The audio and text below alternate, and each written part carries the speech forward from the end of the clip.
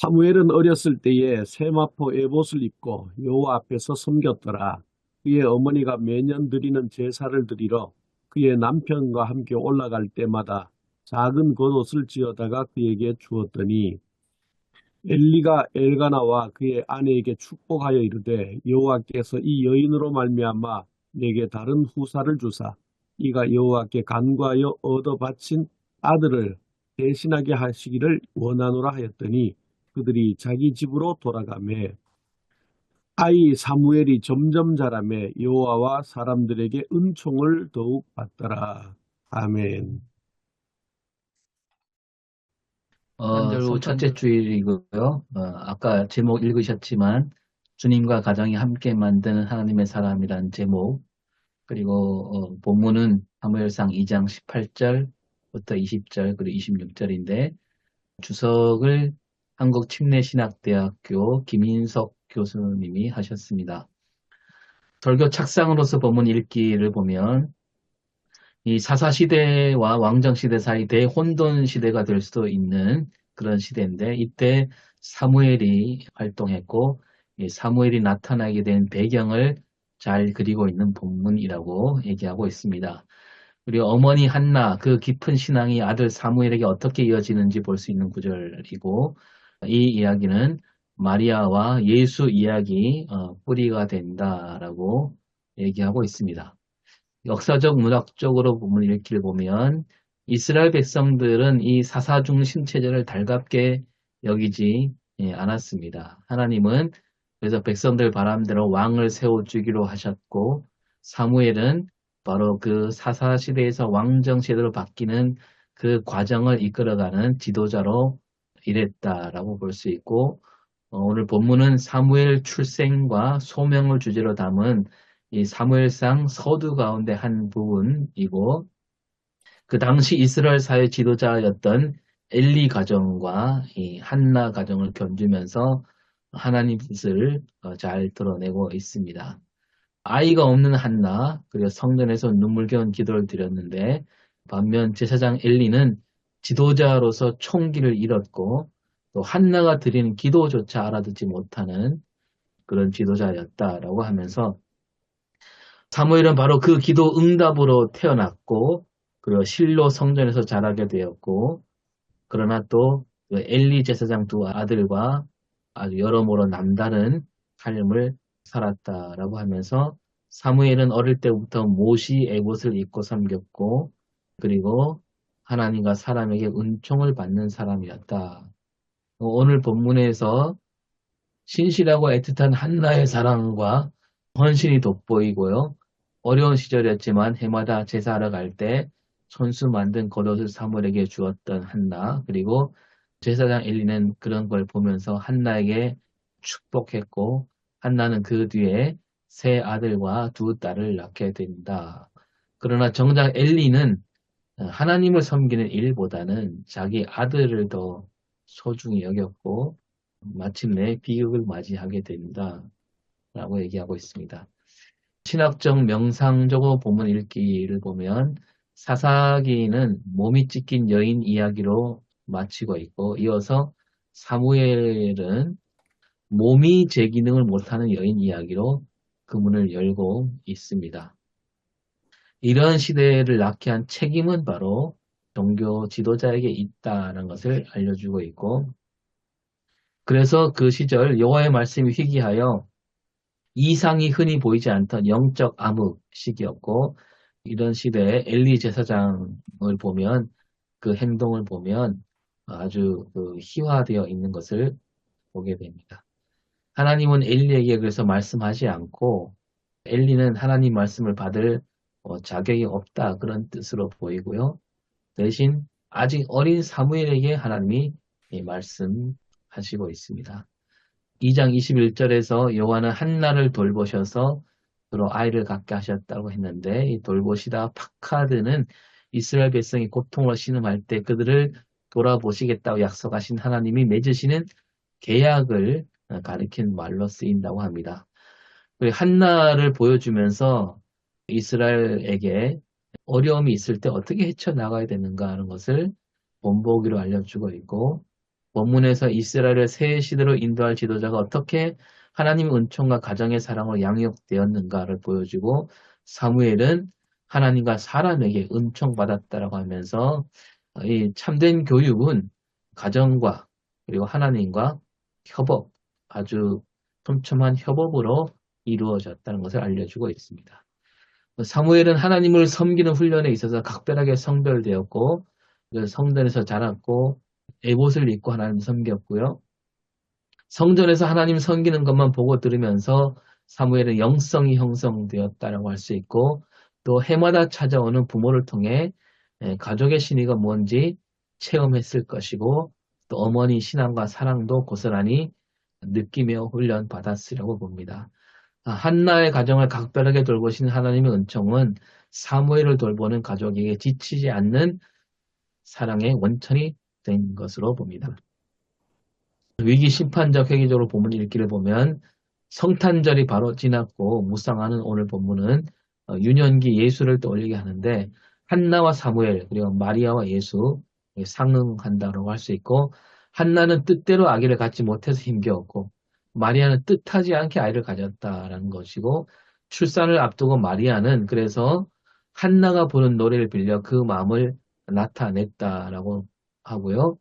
해마다 빠지지 않고 성소에 가서 사무엘을 만났던 부모처럼 마리아와 요셉도 해마다 예수를 성전에 데리고 갔다. 그리고 사무엘이 자라면서 하나님과 사람에게 은총을 받은 것처럼 예수도 자라면서 하나님과 사람에게 사랑을 받았다는 본문을 우리가 또 연결해서 볼 수가 있다는 거죠.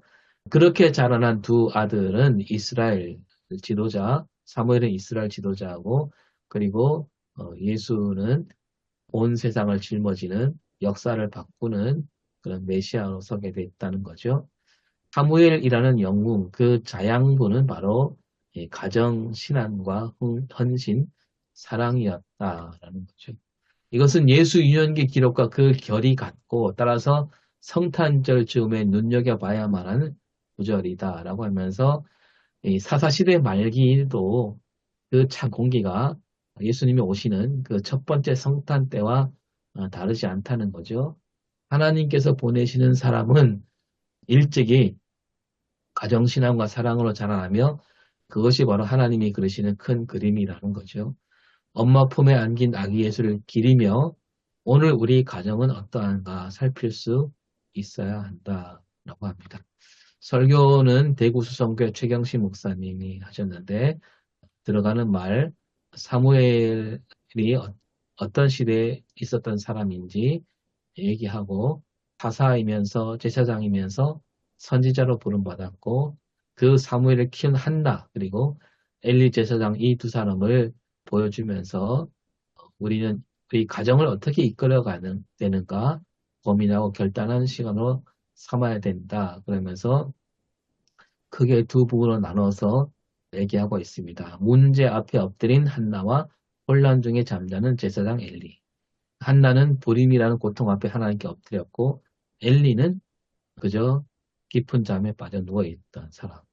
또 믿음으로 양육한 한나의 자녀 사무엘과 불순종으로 가득한 엘리 아들들을 보여주면서 사무엘은 성전에서 신앙훈련을 받았고 엘리 아들들은 죄악 가운데 살았다. 그 결론으로 예수께서 오신 성탄절만 고대하고 기뻐하며 살 것이 아니라 예수 오심 이후 그리고 다시 오실 주님을 믿음으로 기다리는 그런 마음이 더 중요하다라고 설교를 마무리하고 있습니다. 함께 생각해 볼 문제로는 오늘 그 주석에서 한나와 마리아를 이렇게 딱 상응해서 이렇게 잘 보여주고 있는데 그러나 좀 약간 좀 무리수가 아닌가 생각이 들기도 합니다.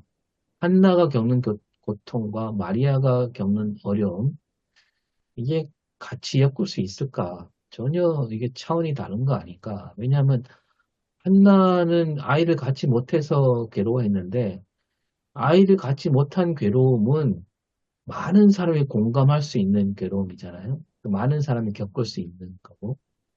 근데 이 마리아는 처녀로서 아이를 배웠다. 이거는 차원이 다른 교감이 아닌가 그런 생각을 한번 해봐야 될 것이고요. 또 사무엘이 어머니 한나에게 신앙교육을 받았다라고 과연 이렇게 우리가 단정 지을 수 있는가? 왜냐하면 1년에 한 번 가는데 사무엘 성전에 맡겨놓고 1년에 한 번 만나갖고 한나 엄마 신앙을 물려받을 수 있을까? 그런 생각이 들고요. 세 번째로는 엘리 제사장을 보면서 뭐 엘리가 아주 잘못된 지도자로 그려져 있는데 오늘 우리 목회자들도 오히려 엘리와 더 닮아가지 않는가. 왜냐하면 요즘 뭐 부목사 구하기 어렵다라는 것도 그 부목사 교육전사도 구하기 어렵고 그런 것들이 다그 가정 때문이잖아요. 내 가정에 더 충실하려고 말하자면 그런 사역자보다는 진대원생들도 뭐 차라리 다른 알바가 더 쏠쏠하다 이거죠. 이런 상황이고 오늘 목사들도 이제 가정을 얘기하면서 자기 가정에 더 충실한 그런 경향을 보이는 것 같다는 생각이 듭니다. 그래서 가정 때문에 그 이제 뭐 목회도 잘하는 분도 있지만 목회하면서 그 남은 에너지는 가정에 지나치게 쏟고 있지 않은가. 그런 눈으로 봤을 때 오히려 엘리와 더 닮은 그런 오늘 우리 한국교회 현실이 아닌가 한번 생각해 봤으면 좋겠습니다. 이상입니다. 네, 감사합니다.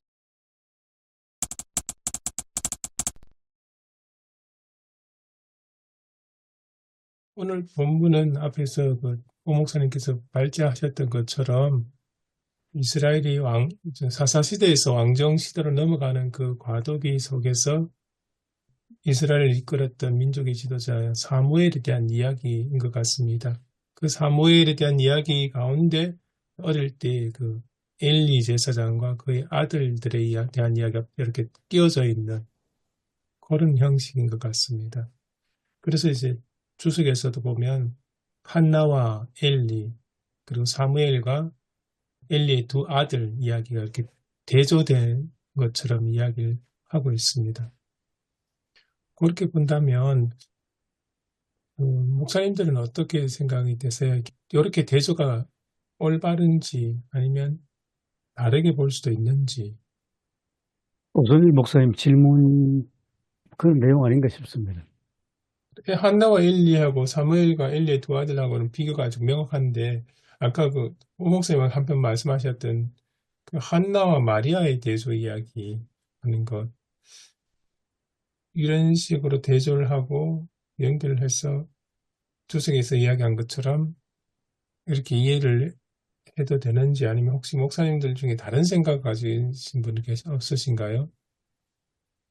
지금 본문이 예, 성탄절이잖아요. 성탄절 바로 첫 번째 주일이잖아요. 예, 그러니까 본문 실제로는 본문이 예수 그리스도에 관해서 집중돼야 되는데 본문이 이제 사무엘에 관한 것에 대해서 나왔거든요.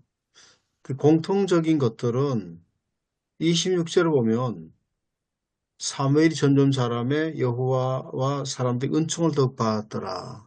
그렇게 말씀하고 있는데 예수님도 하나님과 사람에게 사랑받았다라고 하는 여기 공통적으로 세례 요한에게도 나오잖아요. 그러니까 이 본문학과 예수님의 유년 시절과의 어떤 이야기하고 서로 연결을 잘 시켜야 성탄절 지나고 난 다음에 이게 되는데 이게 갑자기 뭐 가정교육 그 얘기하게 나오면 좀 그렇습니다. 수석도 그렇고 갑자기 뭐 가정교육을 잘하자 뭐 이런 어떤 내용은 성탄절하고 조금 거리가 좀 있는 것 같습니다. 그러니까 한나하고 마리아 연결시키면 좀 너무 나가는 거죠, 그죠? 예, 연결이 뭐 안 될 수는 없는데 그 내용 자체가 본다면 성탄절 지나고 난 다음에 성탄절에 관한 예수 그리스도에 관한 것 그러니까 짧잖아요. 성탄절이 굉장히 주연절 근방이니까 예수님의 유년 시절을 다루는 것이 59번 주간 유년 시절이라든지 그게 절기상은 맞는데 두 가지 어떻게 잘 연결시켜야 될 건가라고 하는 거를 생각해 봐야 될 것 같습니다. 그럼 우리 본문 목사님 말씀하신 것처럼 26절에다 좀 초점 맞춰야 되겠습니다. 예수님하고 연결시키려면. 예. 그러면 그 22절에 나오는 여호와와 사람들에게 은총을 더욱 받더라. 다른 번역에 보면 더욱 사랑을 받았다. 혹은 뭐 귀여움을 받으며 자랐다. 이렇게 변경이 되어 있거든요. 그러니까 이게 참 우리가 약간 좀 구분해야 될 것 같은데요. 뭐 하나님께 은총을 받는다는 건 뭐 우리가 더 뭐 재론할 여지가 없는데, 사람들에게 은총을 받는다라고 할 때, 요게 좀 이게 자칫 엉뚱하게 흘러갈 가능성이 많잖아요. 이를테면, 예전에 독일 히틀러가 나왔을 때, 히틀러가 그 독일 국민들에게 엄청 말하자면 오늘 표현으로 은총을 받았잖아요. 다들 환호하고 최고 지도자라고 사람들이 막 추켜 세웠고, 뭐 일부 뭐 이제 고백교회 이런 데서는 좀 뭐 원해프 목사를 비롯해서 좀 반대했지만, 그러나 전체 분위기로 봤을 때는 독일 국민 전체가 다 히틀러를 좋아했잖아요. 그리고 독일 교회에도 고백교 빼고 다른 지도자들은 다 히틀러를 이렇게 추켜 세웠잖아요. 그것도 어떻게 보면 우리가 잘못 보면 사람들이 은총받았다 이렇게 볼 수도 있다는 거죠. 그래서 사람들이 은총을 받는다 요 개념을 우리가 좀 주의 깊게 잘 살펴야 되지 않나. 지금 트럼프가 대통령이 된 것도 그런 거죠. 미국을 위한 대통령, 미국만을 위한 대통령 하니까 이번에도 뭐 아주 압도적으로 이겼잖아요. 그게 이제 사람들에게 은총을 받은 거라고 볼 수 있는 건데, 그게 과연 옳은 일인가? 저는 어떤 목사님이 그런 얘기 하더라고요. 자기도 미국 사람이면 트럼프를 찍겠대요. 왜냐면 우리나라 잘 되게 하겠다는데 트럼프를 찍지 누굴 찍냐고. 저는 그 얘기를 들으면서 야, 이분이 목사 맞나 이런 생각이 들어요. 이게 나한테 유익이라고 해갖고 그 사람을 지지한다? 와, 이거 심각한 거 아닌가. 지금 우리도 그렇게 흘러갈 수도 있고요. 이제 여기서 사람들에게 은총을 받는다는 의미, 이것을 우리가 그냥 흘려 듣는 게 아니고 좀 조목조목 따져서 좀 이렇게 풀어줘야 되지 않나 생각이 듭니다. 사람들이 은총을 받은 은총이라고 하는 말은 좀 쓰기가 좀 그렇고 여론의 지지를 뭐 받을 수도 있거든 일시적으로 사람들의 인기라든지 뭐 이런 현상 때문에 그게 은총이라고 하는 건 좀 하기 어렵고 그리고 또한 뭐 맨 먼저 나왔던 구절이 하나님의 은총 여호와라고 하는 것이 먼저 나오거든요. 그러니까 하나님과의 관계 속에서 그 사람들이 자연스럽게 그것들을 뭐 사랑을 받는 거지 하나님과 관계없이 받는 것은 아니라 보거든요. 그래서 먼저 하나님과의 관계 속에서 나오는 것들 중에 하나 하나님께서 돌보심으로 사람들을 자연스럽게 좋아할 수도 있고 또 사람들이 또 사랑할 수도 있고 이런 거지 뭐 하나님과의 관계는 하나님과 바른 관계잖아요. 하나님과 바른 관계 없이는 하나님의 은총을 받을 수 없으니까 그런 관계 속에 나오는 것이지 뭐 일시적인 사람들의 인기라든지 뭐 그런 거하고는 이렇게 구분 지어야 되지 않겠나 봅니다. 하나님께 은총을 받는다라는 거는 사실 눈에 보이지 않잖아요. 과연 어떤 사람을 봤을 때 저 사람은 하나님께 은총을 받는다. 이거 뭘로 얘기를 할 수 있을까요? 그거는 그냥 뭐 요즘 말하면 뇌피셜에 가깝지요. 그래서 이제 지금 오늘날도 우리가 저 사람이 하나님의 은총을 받는 사람이냐? 이거 어떻게 이걸 근거를 댈 수 있는지. 근데 이제 사람들이 이제 뭐 지지를 받는 거는 눈에 보이니까 그런 부분에 대해서 좀 고민을 해야 되지 않을까 생각이 듭니다. 한글 성경 보니까 사랑을 받았다. 그렇게 해놨습니다. 네. 은총 아니고 하나님한테도 사람들한테도 사랑을 받았다. 이러니까 굉장히 조금 가벼워져. 저도 어저께 이 본문을 보면서 이렇게 은총 부분을 좀 어떻게 해석하고 볼 것인가 고민이 되는데, 사사시대가 혼탁한 시대였고, 또 그리고 엘리 제사장의 아들들이 또 문제가 많았고, 그런 차원에서 본다면은 좀 사람들이 그저 기대감, 아, 사무엘은 좀 다를 거야 라는 어떤 그런 기대감, 아까 우리 교수님 그 사랑 이렇게 표현했는데, 그런 기대감에서 은총 이렇게 표현하지 않았나 생각이 드네요. 기대감, 나라를 좀 이렇게 새롭게 할 사람, 그런 정도로 생각하지 않았나, 저는 그렇게 봅니다. 저는 오히려 사실은 지금 오늘 본문이 22절에서 25절에 빠져 있거든요. 그 21절에서 바로 이제 26절을 넘어가는데, 그 26절의 의미를 생각하면 22절에서 25절 이야기를 조금 염두에 두고 생각하는 게 어떨까 싶습니다. 그러니까 어린 사무엘이 사람들에게 사랑을 받는다는 의미가 그 당시에 있던 엘리의 두 아들들의 행실에 비해서 그나마 어린 사무엘이 훨씬 더 나았지 않았을까. 그런 면에서 이제 비교가 되어서 이제 사람들에게 사랑받은 게 아닐까. 그런 생각이 추론이 됐거든요. 사람들이 이제 제사 드리러 다 이쪽에 엘리가 있는 그 실로에 갔는데, 그 실로에 가서 보면 딱 대조가 되게 보이는 상황이잖아요. 아마 그래서 사람들이 아직도 어리고 엘리 제사의 말을 잘 순종하고 따르는 그 사무엘을 보면서 좀 다르게 생각했지 않았을까.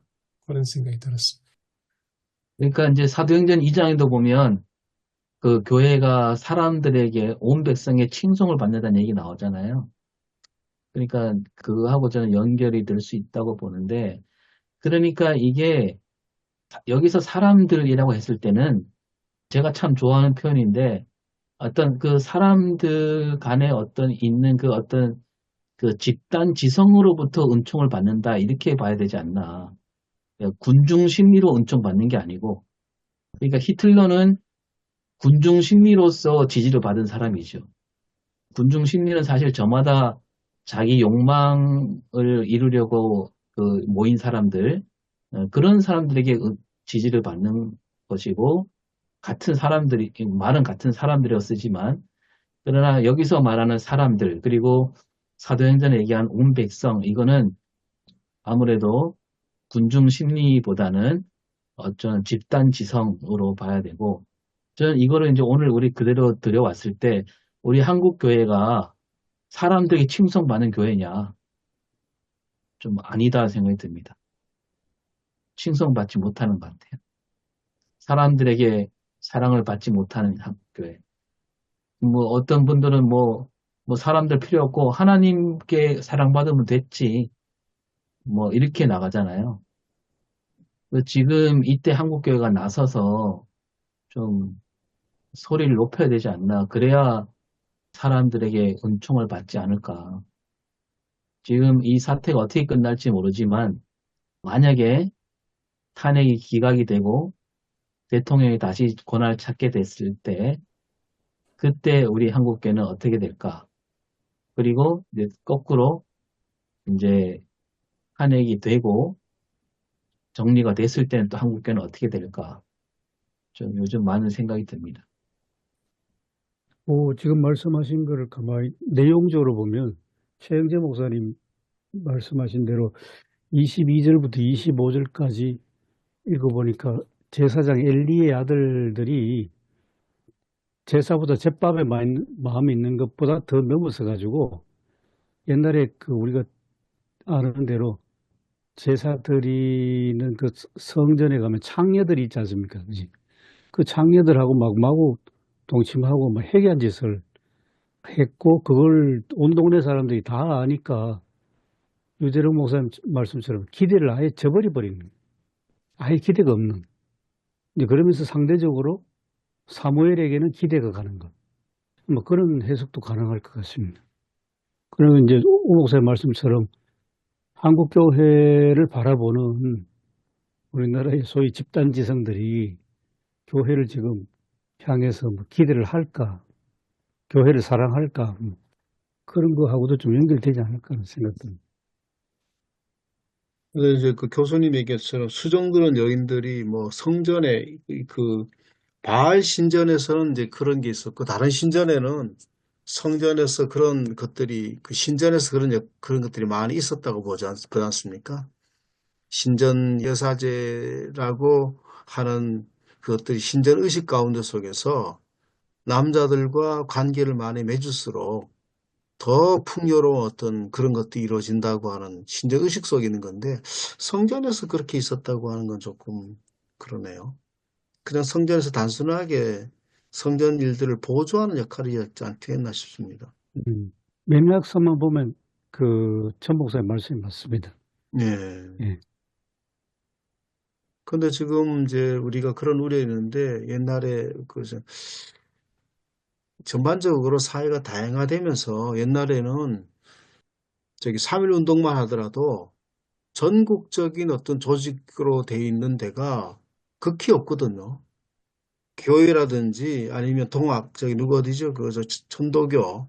천도교. 그렇게 그렇게 했는데 그 당시만 해도 곳곳마다 교회가 있었던 지금처럼 그렇게 많지 않았지만 전국적으로 연결될 수 있는 조직이 실제로는 교회가 유일했다고 볼 수 있거든요.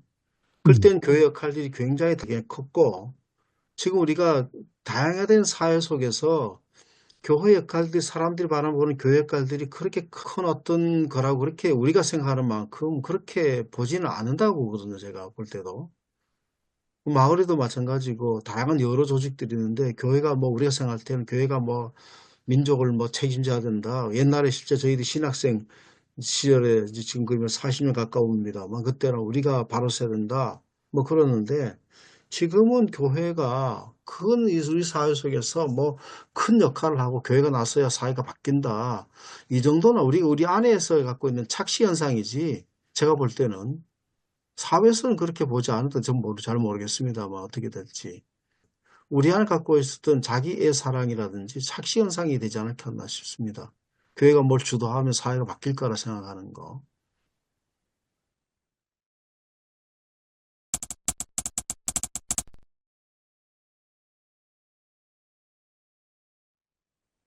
근데 우리가 지금 이야기 초점을 성탄절기와 어떻게 연결을 시킬 것인가에 대한 것을 좀 고민을 해야 되지 않을까 싶은데요. 일반 성도들은 성탄절기 또 대림절기에 대한 이야기가 더 관심이 있는 것 같아요, 지금은. 그러니까 아직은 여전히 다음 주 되면 성탄절에 대한 여운과 네. 이런 게 잔뜩 남아 있는데 갑자기 다른 방향으로 가는 게 조금 생소하고 어색한 걸 넘어가지고 좀 생뚱맞은 느낌이. 생뚱맞은 삔대가 좀 안 맞는 그럴 수도 있겠습니다. 절기상은 바로 그런데 유년 시절에 대한 벌써 이거 압축돼 있잖아요. 교회라고 보면 예수님의 유년 시절 얘기가 나오긴 나오는 건 맞는데 성탄절 바로 다음 날이니까 좋게 너무 이제 시간이 빠르게 지나간 거죠. 그러니까 잘못하면 억지 춘향 같은 느낌이 될 수도 있거든요. 그 대림절 때 우리가 이제 설교했던 내용들이 에레미야하고 스바냐하고 또 지난주에 또 미가 아니시겠습니까? 예, 근데 그 당시에 구약의 왕정 시대에 정말로 시대가 정말 어려웠던 시대. 예, 저는 이제 그 미가 선지자가 활동했던 그 당시에 그 예루살렘 지도자들은 제가 이제 설교 시간에 그 시대의 괴물이 되었던 사람들이다. 자, 그렇게까지 표현을 했거든요. 아이고, 그렇습니까? 괴물, 예. 그래서 이제 미가를 자세히 제가 이제 7장까지 다시 보고 왔거든요. 그랬더니 괴물이라 할 수밖에 없을 만큼, 쉽게 말하면은, 지도자들이 수탈을 하게 되면은, 백성들이 수탈을 다 당하지 않습니까? 근데 그 백성들은 또 살 길이 없으니까, 더 약한 자를 또 수탈하거든요. 부녀자들을, 피난민들을, 그들에게서 또 어린아이들에게까지 수탈을 하거든요. 그러니까, 한마디로 그 사회 지도층부터 밑바닥까지 완전히 각박한 세상이 되어져 버린, 그래서 그들이 왜 괴물이 될 수밖에 없었는가, 그것도 제가 좀 설명을 좀 했거든요. 쉽게 말하면 정말로 어려운 시대에 메시아가 오시기를 약속을 하셨고, 그래서 결국에 이제 평강의 왕이신 메시아가 성탄절날 오셨다. 예, 그걸 또 이제 말씀을 드리고, 그래서 이제 저도 말씀을 듣다 보니까 이번에 것과 연결시킬 수 있는 것은 엘리 시대의 그 어려운 상황 속에서도 사무엘이 얼마나 바르게 성장을 했는가. 또 예수님도 박해 속에서도 얼마나 바르게 성장했는가. 메시아로서의 자라가는 그 모습. 그것을 이제 말씀을 이제 대림절과 연결해서 가면 어떨까. 이제 갑자기 좀 그런 생각이 좀 들었고요. 그리고 이제 오늘날 시대의 그런 어려움도 있지만 또한 우리에게는 무엇보다도 저출산의 문제가 또 크다고 저는 봅니다. 그래서 저출산의 문제가 크는데 저는 이제 한때 그런 이야기를 했습니다. 저출산이 너무 힘들 때에 아기를 낳은 분들에게 당신은 예수를 한 명 낳은 사람과 같습니다. 그런 말도 했거든요. 왜냐하면은 예수님이 인류를 구해서 온 것처럼 당신이 낳은 한 아이가 이 민족을 구할 수도 있습니다. 이 백성을 구할 수도 있습니다. 그렇기 때문에 예수를 낳은 것과 같습니다. 제가 또 그런 표현도 한 적도 있었습니다. 그래서 그 저출산과 연결해서 또 그 한 아이가 자라고 그리고 그 아이가 키운다는 것이 얼마나 중요한가. 당신도 사무엘처럼 또 그 예수님처럼 훌륭한 아이로 자랄 수 있습니다. 그렇게 이야기해 줄 수 있다고 한다면 또 이렇게 연결도 시키지 않을까. 좀 저는 좀 그런 생각이 들기도 합니다. 그리고 저도 옛날에 그런 소망을 한 받은 적이 있습니다. 좀 제 개인적인 이게 좀 쑥스럽긴 한데요. 벌써 뭐 30, 한 4, 5년 전에 저희 집 아이가 태어났는데 그때 독일에서 유학하던 박동현 목사님이 축하 엽서를 보내면서 그 엽서 안에 쓰신 이야기가 모든 아이는 태어나면서 메시아적 소망을 갖고 있습니다. 그게 저한테 굉장히 큰 감동이었습니다. 모든 아이가 그렇구나. 그 성탄절이 그런 의미가 큰 건 분명한 것 같습니다. 너무 좋은 말인 것 같은데요. 예, 메시아적 예, 소망을 가지고 태어났다. 예.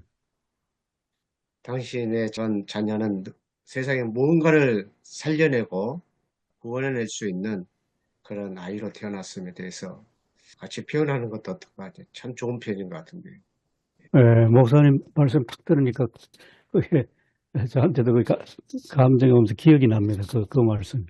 문 목사님 얘기 들으면서 갑자기 생각나는 거는 예수님이 태어나신 것을 우리가 축하하는 게 성탄절이잖아요. 일단 기쁜 것, 메시아로 오신 분이 기쁘고, 그러면 메시아로 오신 분들 우리가 따라가야 되지 않겠나.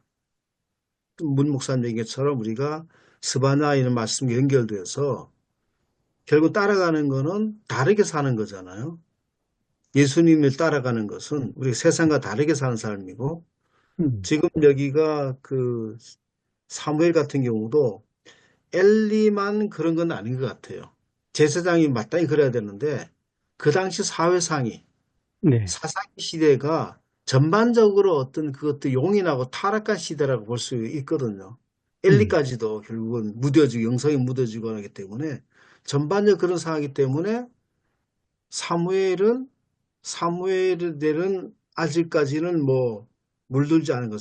하나님께서 새로운 역사를 정말 그 새로운 역사를 열어가기 위해서 사무엘이라는 사람을 택하시고 했기 때문에 이제 그런 것들에 대한 것들이 있고 예수 그리스도도 오신 것도 그리스도가 메시아로 우리가 그리스도로 오는 것도 이제는 그리스도를 우리가 따라서 살아야 되지 않느냐. 다른 삶을 살아야 되지 않나. 이렇게 되면 연결이 좀 어떻게 했나 싶습니다. 저도 좋은 것 같고요. 그 사사시대는 자기 소견대로 살던 시대가 아니겠습니까?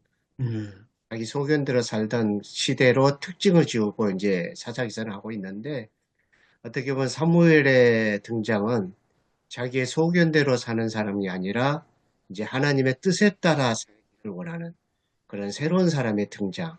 또 그것도 보아도 되지 않을까. 예, 그런 생각이 들기도 하고요. 그 역시 예수님과 연결되면 우리가 예수 그리스도를 그리스도인들이 예수를 믿는 사람, 예수님 따라간 사람들이잖아요. 예수님을 따라 그렇게 살아가게 되면 하나님과 사람들에게 결국 사랑받게 된다라고 하는 거. 그렇게 연결이 어떻게 했나 싶습니다. 제가 그 19세기 독일의 칼비테 목사님의 했던 교육법에 대해서 저 한동안 좀 심취해 본 적이 있었거든요. 이분이 자기가 아이를 낳으면은 훌륭한 아이로 키울 수 있다고 생각을 하고 거기에 맞춰서 결혼을 하고 또 가정을 꾸리고 그렇게 하셨던 이제 목사님인데 이제 첫째 아이를 낳았을 때는 그냥 일찍 죽어서 그냥 실패를 했고요. 둘째 아이를 낳았는데 아이가 많이 부족한 아이였다고 이야기를 합니다. 근데 그 아이를 정말로 잘 키워가지고 훌륭한 아이로 이렇게 키웠는데 그게 이제 그 세계적으로 이제 유명해진 칼비테 교육법이라는 것이 이제 됐습니다. 근데 그 칼비테 교육법에 대한 책을 보니까 그 이런 내용들이 있더라고요. 그 아들이 가장 먼저 중요한 것은 하나님의 영광을 위해서 살아야 된다는 거죠. 그러다 보니까 친구들이 범죄할 수 있도록 이제 사무이라고 이야기가 되는데요. 유혹하고 또 같이 어울리고 그런 거 있지 않습니까? 그런 것들을 부모가 이야기하지 않아도 자연적으로 그것들을 자기가 이렇게 휩쓸리지 않는 그런 거라든지 또 예를 들어서 이제 단 거 먹으면 막 이도 썩고 막 어린아이 때 막 그러지 않습니까? 음식이 안 좋은 것들 그런 것들도 자기 몸이 하나님의 영광을 위해서 살아야 된다는 것을 얘가 알고 있기 때문에 그런 것들도 어느 정도 먹어야 될 것과 먹지 않을 것들을 자연적으로 자기 스스로 구분을 해내는 그런 아이가 되더라. 그런 이야기를 했습니다. 그래서 어떻게 보게 되면 사무엘도 성전에서 생활을 하고 또 하나님의 뜻에 따라 살고자 이렇게 아이가 갈 때에 엘리 제사장의 자녀들이 하는 일에 대해서 전혀 휩쓸리지 않는 거기에 유혹을 받지 않는 그러면서 바르게 살 때에 그것이 바로 이제 그런 모습들이 얘는 하나님의 사랑을 받은 아이구나 그렇게 보여주고 그리고 또한 사람들로부터 사랑을 받을 수밖에 없는 그런 아이로 그러니까 참 바르게 성장해 가게 하는 것이 무엇인지에 대한 것을 보여주는 게 이제 사무엘이나 또 예수님의 성장 과정이나 그런 과정이 아닐까 좀 그런 생각이 좀 들기도 합니다. 예, 그 말씀하고 더불어서 저출산 이야기를 하는 것도 굉장히 1번을 중요하고 더불어서 요즘 이렇게 30, 40 세대의 아이 키우는 풍토를 보면 아까 오성일 목사님이 처음 말씀하신 게 굉장히 좀 저는 중요하다고 생각합니다. 좀 심각한 거죠. 그러니까 하나님의 사랑을 받는 아이로 키우는 게 아니라 아이가 하나님이 돼버리는. 그래 아이한테 완전히 몰입하는 젊은 부모들이 저는 거의 대다수라고 그렇게 보여지거든요. 저한테는. 그러니까 아이가 좋다 하면 가고 심지어는 제가 서울의 담임 목사님한테 그런 이야기 들었습니다. 요새 부목사님들이 옛날에는 뭐 부부 맞벌이 하는 게 없지도 않지만 요즘은 뭐 부목사님들도 다 부부 맞벌이를 하시는데 아내와 아내의 직장, 둘째로 아이의 학군에 따라서 교회를 옮깁니다. 그렇게 하더라고요. 목사님의 목회를 따라서 아이가 가고 그 사모님이 같이 가는 게 아니라 아예 목사의 판단 기준이 아이의 학군, 그 다음에 사모님의 직장, 거기 따라 옮긴다고. 모두 다는 아니겠습니다만은, 이 가치관이 살살 바뀌는 것을 보면서, 이거 교회 목회에 올인하는 시대가 지나갔나? 그런 요즘 생각도 들었습니다. 젊은이들이 생각하는 그 자식에 대한 생각들이 어떻게 보면 굉장히 극단적인 것 같습니다. 교수님 말씀하신 대로 자식이 하나님이 돼버린 그런 것도 있지만 또 자식을 낳지 않는 사람들은 자식이 우리에게 무슨 의미가 있느냐? 전혀 의미와 가치가 없다고 생각하고 자식을 갖지 않으려고 하는 그런 것도 굉장히 저 이제 직접적으로 저한테 묻더라고요. 자식이란 나에게 무슨 의미가 있느냐? 그렇게 묻는 분도 결혼을 앞두신 분이 그렇게 묻는 것도 있었습니다. 그래서 아무튼 굉장히 그 양극단에 치우쳐 있는 게 우리 젊은 세대들이 아닐까. 저도 이제 교수님 말씀 드리면서 그런 생각이 좀 듭니다. 저는 실제로 경험합니다. 제 결혼한 조카가 교회도 열심히 다니고, 정말 뭐, 엄청나게 봉사도 많이 하면서도 아이는 안 갖겠다 하더라고요. 진짜 현실입니다, 그런 게. 그래서 어떻든 이 두 개를 극복을 하고 아이를 낳으면 이렇게 훌륭한 우리도 키울 수 있다고 하는 그런 것들이 우리 사회 속에서 많이 인식적으로 가지게 된다고 한다면 출산율도 좀 좋아지고 그러지 않을까 그런 생각입니다. 지금 네.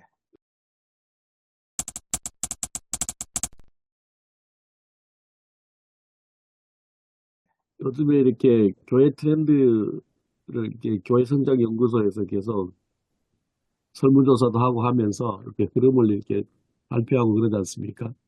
근데 거기에 보면은 3040 세대 부부들의 이제 그 교회 부흥의 중요한 동력이 결국에는 자녀 교육에 지금 있다. 교회가 그거에 대해서 분명히 알고 있어야 되고 주일학교와 3040 세대의 부흥은 밀접한 관계를 뭐 당연히 갖고 있는 건데 어쨌든 그런 어떤 얘기를 좀 생각은 해봐야 되는데 이게 지금 성탄절기에 어떤 면에서는 좀 현명한 스토리텔러가 돼야 되지 않을까. 잘못하면은 너무 현학적으로 흐를 수도 있고 성탄절기와는 좀 동떨어진 얘기가 전혀 공감 안 되는 성도들은 지금 성탄절기에 그 어떤 기대치 이런 것들이 있거든요. 그래서 어제 같은 경우에도 저는 사실 미가서 얘기 그 전주에도 저는 이제 동방박사 이야기를 하고 사람들이 듣고 싶은 얘기는 그런 건데 그래서 이걸 어떻게 하나 그렇게 하다가 사실 그 손정명 목사님 이렇게 이야기 풀어간 거 크리스마스 때 어떤 그 분위기 그다음에 문재성 목사님의 그 이야기 이것을 같이 이렇게 적절하게 좀 브랜딩을 했어요. 그래가지고 제가 겪었던 어떤 그러한 크리스마스에 대한 이야기를 하면서 그렇지만 또 미가 시대의 어떤 그러한 이야기를 이제 이야기를 하면서 섞어서 이제 말씀을 전했는데 이게 지금 다음 주 내용이 참 이게 참 난감하다라는 생각을 좀 개인적으로 일단 그 성탄절의 어떤 분위기 그 다음 한 사흘 지나고 난 다음에 전혀 잘못하면 전혀 다른 얘기를 할 것 같아서 뭐 어린이 주일이나 혹은 뭐 어버이 주일에 이야기 혹시 다뤄야 될 그런 내용이 될 수도 있을 것 같기도 하고 좀 민감하네요. 좀. 이제 저희들이 그런 얘기를 막 하다 보면 이게 좀 지혜가 생길 수도 있어요. 이제 전혀 상관없는 부분인데 자꾸 말하다 보면 나중에 그게 이제 모아질 수도 있거든요. 그래서 그래서 우리가 이제 이런 뭐 예, 일종의 이제 브레인스토밍이잖아요, 지금. 예, 예, 이런 상황인데 그 자녀 교육, 신앙 교육에 관련해서는 아까 우리 조 목사님 잠깐 뭐 그 통계에도 얘기했는데 이제 한국교회 트렌드 2025란 책 있잖아요. 예, 2023부터 나왔나요? 그 정도 된 올해 거. 나온 게 이제 2025인데 거기에도 이제 이 오늘 본문과 연관되는 게 있는데 그 10가지로 분석했잖아요. 그래서 설문조사도 하고 그 중에 이제 5번째가 패밀리 크리스찬이라는 항목이 있는데 한국 교회가 지금 그 교회가 그 패밀리 집단으로 되어가고 있다는 거죠. 그러니까 부모가 신앙이 좋으면 자녀도 신앙 뭐 다 좋은 건 아니지만 옛날에는 한국 교회가 막 부모가 교회 안 다녀도 나오는 애들이 많았는데 이제는 그런 게 거의 없다는 거예요. 교회에 나오는 애들은 다 자기 부모 따라 나오지, 청소년이나 어릴 때 홀로 크리스찬은 거의 없다는 그런 현상이 통계로 나타났다는 거지. 근데 이제 지금 우리는 오늘 본문은 뭐 그 가정교육을 잘해야지 올바른 신앙인으로 클 수 있다 이렇게 얘기하는데 지금 한국 교회는 지금 그러고 있는 거죠. 그러니까 그런 현상이 그래요, 지금. 이런 현상 속에서 우리가 이런 거 어떻게 이제 잘 풀어 나가야 되는가 고민이 참 되네요. 저도 그래서 늘 삶의 예배를 강조하는 사람인데요. 그런데 그 결과가 결국에는 이제 자녀들의 어떤 모습이기도 하고, 자기 자신의 어떤 신앙의 진정성이 자녀들에게 자연적으로 흘러가게 되어 있는 건데, 그러다 보면은 잘못하면 또 혼나는 그 상황이 될 수가 있거든요. 성도들 입장에서는. 성탄절 날. 그래서, 아이고, 참 쉽지 않네. 네. 저도 이제 이 부분 참 쉽지 않은데, 사실 사무엘도 나중에 그 사무엘 자녀들도 이제 문제가 일어나잖아요. 그 백성들이 왕을 세워달라고 했던 이유 중에도 하나가 사무엘 자녀들이 아버지 사무엘만 못하니까 그런 이야기가 힘을 얻게 되는 그런 상황이었지 않습니까? 그래서 이렇게 또 한번 생각해 보면 어떨까요? 임마누엘이잖아요. 하나님 우리와 함께 하시다. 그런데 이제 엘리나 사사 시대는 하나님이 우리와 함께 하셨다라고 하는 거를 느끼기가 참 어려운 시대잖아요. 하나님이 이제 말씀하기 시작해서 이제 사무엘을 하나님께서 준비하시고 두 부모가 가정교육을 잘 시켰다고 하는 그런 것들은 좀 비약적인 것 같아요. 한나가 물론 기도해서 열심히 하나님 간구해서 더 나은 어떤 배경은 있지만, 그러나 그건 하나님이 돌아보셔, 한나의 그 기도 가운데 속에서도 그렇고, 마리아의 창가에서도 하나님이 돌아보셨다고 하는 것이 나오거든요. 하나님 돌아보셨다. 하나님 돌아보셨다는 하나님 우리 가운데 계셨다는 얘기거든요. 그러니까 예수님은 우리 가운데 계시기 때문에 결국은 그들이 하나님이 함께 하신 삶을 살았다. 시작됐다는 거죠. 사무엘을 통해서 하나님이 정말 그들과 함께 계시는 어떤 삶이 사무엘을 통해서 이제 시작되었고, 이를 통해서 이제 하나님과 사람이 사랑받게 되었다는 것이고, 그러면 예수 그리스도가 우리 가운데 임마누엘 지금 성탄절 임마누엘이잖아요. 그럼 우리가 임마누엘 어떤 사건을 하게 났다면 우리가 임마누엘이 삶을 살아야 된다. 사무엘이라든지 예수 그리스도의 어떤 것은 진짜 임마누엘 삶이 어떤 삶인지 우리에게 보여주신 것이다. 그래서 우리가 하나님 우리와 함께 하신 삶을 오셨기 때문에 지금 우리가 이제 성탄절이 의미한다면 주님이 오셨기 때문에 우리가 진짜 주님이 우리 가운데 계시고 함께 하시는 삶을 우리가 살아가야 된다. 뭐 그렇게 연결도 해보면 좋겠습니다. 문 목사님에게 다 연결되는 것이고요. 네, 전 목사님 말씀 들어보니까 또 중요한 또 포인트인 것 같은 생각이 듭니다요. 네, 임마누엘 함께 하신. 하여튼 그 마리아의 그 창가를 복음의 서곡이라 하지 않습니까?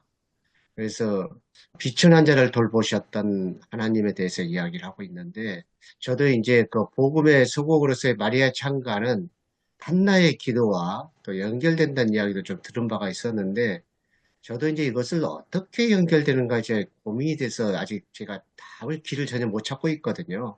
예, 근데 이제 천 목사님 조금 말씀하신 이야기 들으면서 좀 그런 까닭으로 좀 한번 묵상을 좀 해보면 좋겠다 그런 생각이 좀 들기는 합니다.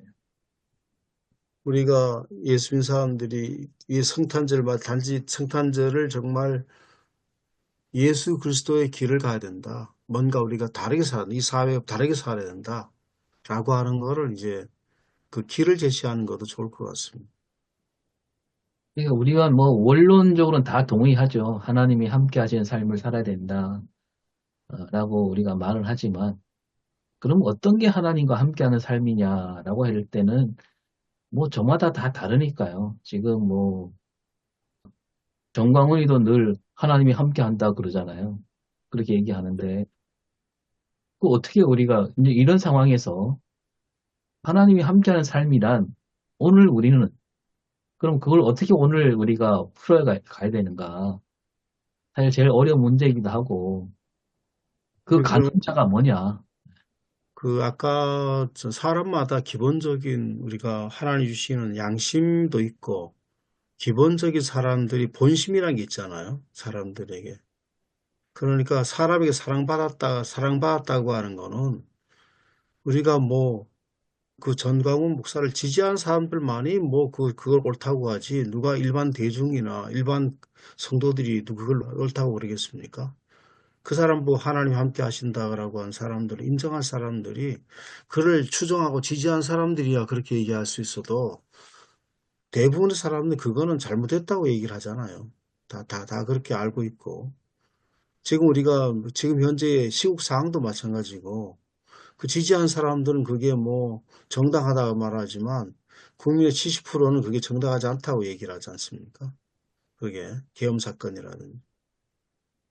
그거는 뭐 우리가 근본적으로 판단이 가능한 것이고요. 하나님이 함께 하신 삶은 민심이 천심이라는 말이 다 옳은 말은 아닌데, 다 적용되는 얘기는 아니잖아요. 그러나 대부분 경우는 민심이 천심이라는 말과 이따다 있지 않습니까? 하나님 사랑받는 삶을 살아가는 사람들은 사람들이 다, 아, 그렇지. 이렇게 인정해 주는 것이고, 그게 객관적인 증거라고도 볼 수 있거든요. 미가 제가 설교를 준비하면서 좀 공부를 했던 부분이 있는데요. 이스라엘에게 다스릴 자가 오신다 그러시지 않았습니까? 근데 이제 누구를 다스릴 자로 오시냐면은 4장에 보게 되면 남은 자였습니다. 남은 자. 남은 자들을 또 이방인들 그들을 다스릴 자로 온다라고 이렇게 이야기하셨는데요. 근데 이제 그 미가서의 남은 자는 이런 거였습니다. 그 땅에서 쫓겨난 자들이 저는 자처럼 무력해지고 아무것도 가진 것이 없게 되었었을 때에 하나님의 구원만 갈망할 수밖에 없는 사람들이 된 거죠. 그런 사람들을 하나님께서 다시 돌아오게 오셔가지고 강한 나라로 만드시겠다. 그들을 다스리는 자를 하나님이 보내주신다. 그렇게 이야기를 했습니다. 근데 이제 미가 선지자나 또 스바냐 선지자는 하나님만이 구원을 줄 수밖에 없다고 갈망하는 그런 남은 자들이 바로 또 겸손한 자다. 그렇게도 이야기하지 않습니까?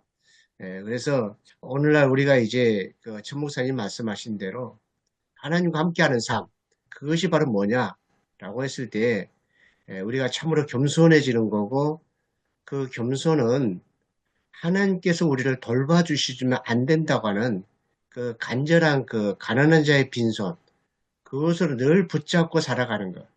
그것이 중요하다고 생각이 들고, 그래서 저는 어제 설교에도 그런 이야기 했습니다. 우리나라 정치인은 권력을 가지고 있는 사람들은 다 기득권 내려놓고, 그리고 정말 하나님께서 도와주시면 안 된다고 하는 그러한 빈손, 그러한 그 겸손을 좀 가지는 그런 변화가 필요하지 않느냐.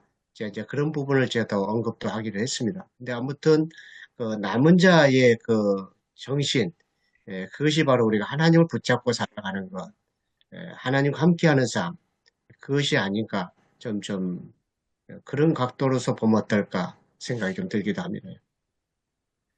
이제 그 스바냐 선지자도 그 가난한 자의 정신을 이야기, 아나임 그 이야기하지 않았습니까? 근데 미가 선지자도 역시 그렇고 그런 것 같습니다. 그래서 하나님께서 우리에게 도와주시지만 않으면 안 된다고 하는 그런 구원에 대한 갈망, 그런 자들에게 메시아를 보내주시는. 그리고 이제 그런 마음을 가지고 우리가 살아가는 것, 뭐 연결되는지 모르겠습니다. 그러면 이제 문 목사님 말씀에 따르면 이제 사무엘이 하나님과 사람들에게 은총을 받았다라고 할 때 거기서 사람들은 어떤 기득권자보다는 남은 자, 가난한 자, 그들에게 은총을 받는, 지지를 받는 그런 지도자가 되어야 되지 않느냐, 이렇게 봐도 될까요? 사무엘은 꼭 그런 건 아닌 것 같아요. 사무엘서에는 이제 남은 자 이야기는 이제 왕정시대 때 나온 이야기거든요. 그러니까 왕정시대 때, 예, 왕정시대 때 굉장히 핍박을 받았던 예, 그런 사람들, 또 왕정 정치에 대해서 하나님의 그 계명을 벗어난 그런 이제 정치를 해갔을 때에 하나님께서 다시 찾으시는 희망을 거는 다시 찾으는 사람들이 당시에는 남은 자였고 또 그 사사 시대에는 이제 평등의 사회였기 때문에 말기에 와서는 이제 패밀리 그런 가문들이 또 부유해지면서 차별들이 생기는 그런 것들이 좀 나타나긴 했지만 그 당시에는 이제 그런 부분과는 전혀 관계가 없는. 그래서 사무엘 시대 때 그 사람들의 이야기는 그냥 그 사람들이 볼 수 있는 보편적인 그러한 사랑이 아니었을까. 야, 우리가 아이들 보면 너무 이쁘다, 사랑스럽다, 뭐 그렇게 한 것처럼 사무엘도 그 시대의 사람들이 생각했던 것과는 다른 방식으로 성장해 갔던 그런 아이의 모습을 보면서 아, 이게 참, 이게 바른 게 아닌가. 그렇게 생각이 들 정도로 그런 부분이 아니었을까. 좀 그런 생각이 저는 듭니다. 이제 우리가 이제 오늘날 시대에 살아갔을 때 하나님을 붙잡고 사는 것은 바로 그 남은 자의 정신을 가지고 살 때에 그것이 바로 오늘날 너무나도 영향력을 전혀 미칠 수가 없는 교회가 그런 시대 속에서 살아갈 수 있는 하나의 정신성을 이야기한다고 한다면 이제 남은 자의 정신을 좀 중요하지 않느냐 이렇게 이야기를 하고 싶습니다. 저도 이제 동의하는데 그 남은 자나 가난한 자를 얘기할 때 어떤 상대적인 개념보다는 그 하나님 손길이 미치는 곳은 그렇게 가장 구석진 곳까지도 미친다. 따라서 하나님은 그 온 백성을 품 안으시는 그런 하나님이시고, 그래서 예수님 오심도 온 백성에게 미칠 큰 기쁨의 소식이잖아요. 그래서 거기서 말하는 온 백성은 오히려 이제 가난한 자, 남은 자들의 어떤 중점을 둔 말씀으로 볼 수 있고, 저는 그거를 오늘 그 사무엘도 사람들에게 은총을 받는 것도 그런 개념으로 저는 연결하면 좋겠고, 사도행전에 온 백성에게 칭송을 받는다. 이것도 이렇게 연결돼서 예수님 오심이 그런 구석구석에 복음을 전하는 그런 예수님으로 연결하면 좋겠다 싶습니다. 네, 깊은 연결인 것 같습니다. 아무튼 그 미가는 조금 이제 저도 달라게 봤던 게요. 남은 자는 그 백성들이 저절로 되는 건 아니었거든요. 저절로 그들은 남은 자라 그러지 않았고 모든 것을 실패하고 무력해지고 아무것도 할 수 없었을 때 하나님께서 구원해 주셔야 되겠다. 그렇게 이제 깨닫고 갈망하기 시작한 그런 사람들을 이제 남은 자로 보았다는 거죠. 하나님께서 그들에게 다시 이제 희망을 거시는 그런 걸로 이제 미가 선지자는 보았고, 이제 오 목사님 말씀하신 바에 따른다면 예수님은 그걸로 끝난 게 아니죠. 자기 자신이 직접 가난한 자에게 들어가서 자기 자신이 가난한 자가 되어버린 거죠. 그리고 이제 그러면서 그 목자 이야기가 계속 나오는데 굉장히 중요한 개념이더라고요. 목자 이야기가. 그래서 예수님께서는 그 직접 자기 자신이 가난한 자가 되어버린 말미암아 그 모든 사람들에게 있어서 목자가 되시기를 원하시는. 그래서 이제 오병이어의 잔치도 역시 그와 같은 맥락의 내용이 있다라는 생각이 들고요. 네. 그러니까 이제 그 미가도 그 사절에 그렇게 나오잖아요. 목축한다. 능력을 지닌 분이 와서 목축하듯이 다스리고, 그 다음에 땅 끝까지 미친다 얘기까지 나오거든요. 예, 예. 예, 그러니까 그게 연결된다고 볼 수 있죠. 네.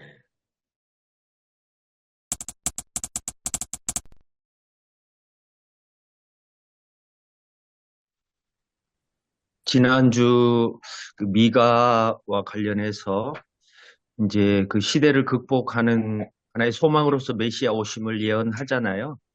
당시에 각박한 수탈 문화를 극복하기 위한 또는 또 다른 생명이 배태하는 그런 그 전환점이라고 할 수 있는 그 예언의 말씀인데, 오늘 말씀도 전체 구조로 봐서 남녀가 대조가 되고 또 소견대로 행했던 사사시대를 극복하기 위해서 하나님이 리더십을 파면시키시잖아요. 탈락시키시고 그 괴물 시대를 또 다른 대안 세력으로 극복하시고자 하는 역사 주체로서의 하나님이 사무엘을 준비시키는 역사라고 보면 저는 첫 번째는 이제 리더십 교체가 주제가 아닐까 전체 구조로 봐서요. 그것은 이제 사사기 끝장 끝절부터 이제 사무엘이 이제 이렇게 드러나는 역사의 전면에 드러나는 그런 과정과 연결시킬 수 있을 것 같고요.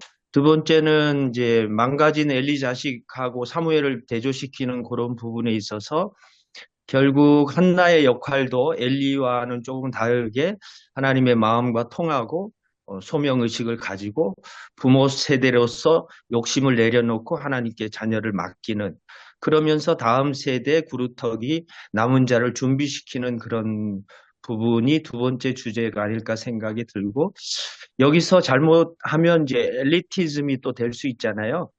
그러니까 그런 것들에 대한 이제 정리는 또 제가 해야 될 것 같은데, 소수의 남은 자를 통해서 하나님이 역사하시기는 한데 결국 그 소수의 남은 자들이 기득권을 계속 고수하고 그걸 강화시키는 권력 중심에 있다 보면 결국 분별력을 상실하는 게 아닌가라는 생각을 하게 되고요.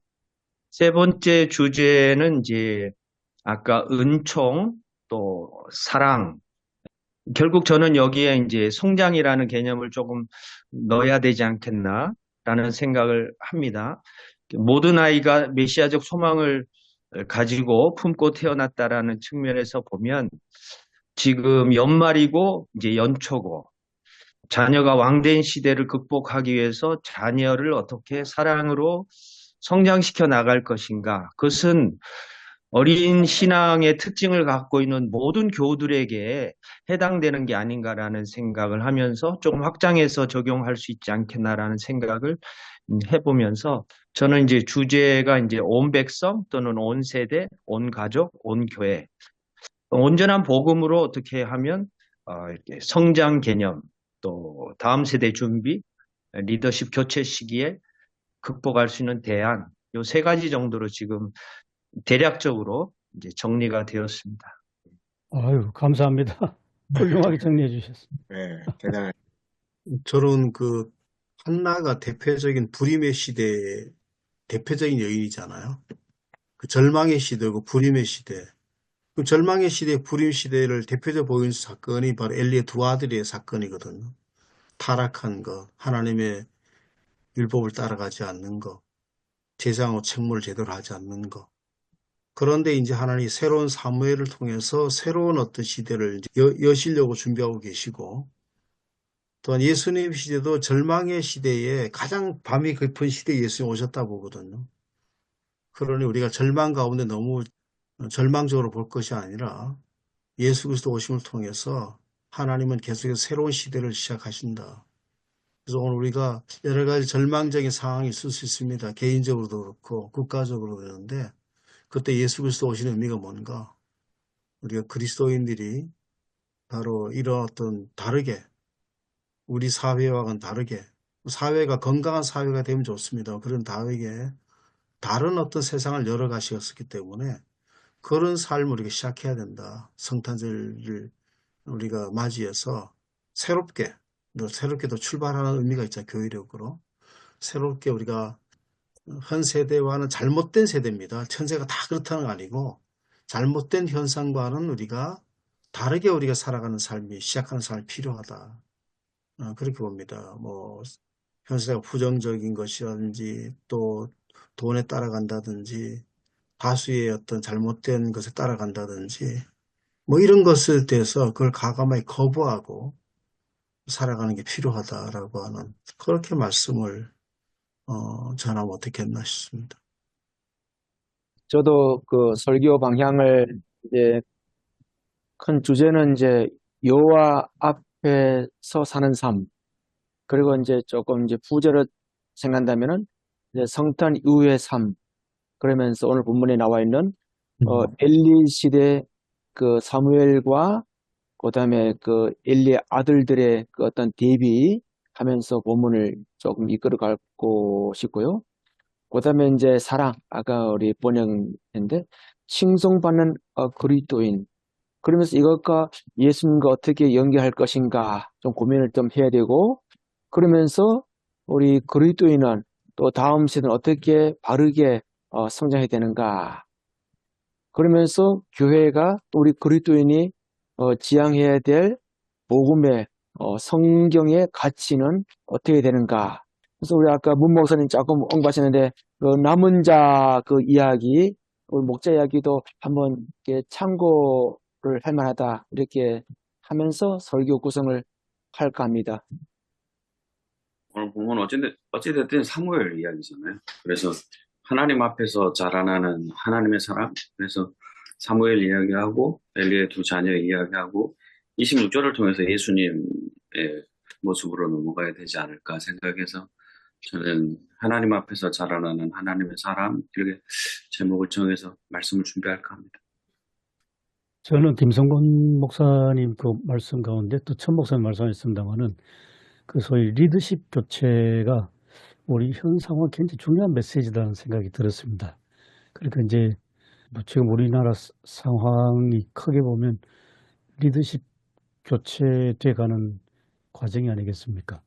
근데 여의도에 나온 100만, 200만 사람들 보면 20대 여성들 분명히 이제 앞으로 다른 세상을 살겠다, 다른 세상을 가겠다. 그러면서 상징적인 게 이제 응원봉의 빛의 혁명이라고 매스컴에서도 이야기하는데 그런 어떤 20대 여성들을 그런 모습들과 사무엘이 좀 오버랩되지 않을까. 이제 지금 말씀 듣고 보니 그런 생각 들었습니다. 리더십의 교체를 또 하기가 여러 가지로 좀 조심스러운 거는 지금 국민의힘 저 의원들이 리더십 교체는 결국 이재명이 결국 대통령이 되는 거 아니냐. 그렇게 이제 생각을 하잖아요. 아, 그러니까 사람을 그렇기 때문에 거기에 지금 그러니까 거기에 아주 그게 안 된다는 거죠. 이재명으로서 리더십 교체가 안 된다. 그래서 잘못 얘기하다 보면 또 그렇게 될 수 있으니까 좀 그렇습니다. 우리가 뭐 이재명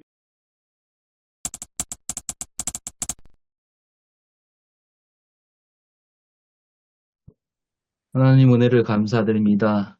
또 우리가 성탄과 연말을 앞두고 새해를 앞두고 여러 가지 바쁘고 분주한 가운데 있는데 또 다음 주 본문도 또 우리가 쉽게 또 이렇게 풀어나가기 힘든 그런 본문입니다. 주님께서 이번 한 주간도 지혜를 주셔서 오늘 나눈 이야기들을 토대로 삼아서 우리 성도들에게 바른 메시지 잘 전할 수 있도록 인도하여 주시옵소서. 감사드리며 예수님 이름으로 기도합니다. 아멘. 아멘. 예, 수고하셨습니다. 예, 수고하셨습니다. 수고하셨습니다. 수고하셨습니다. 자, 예. 입니다.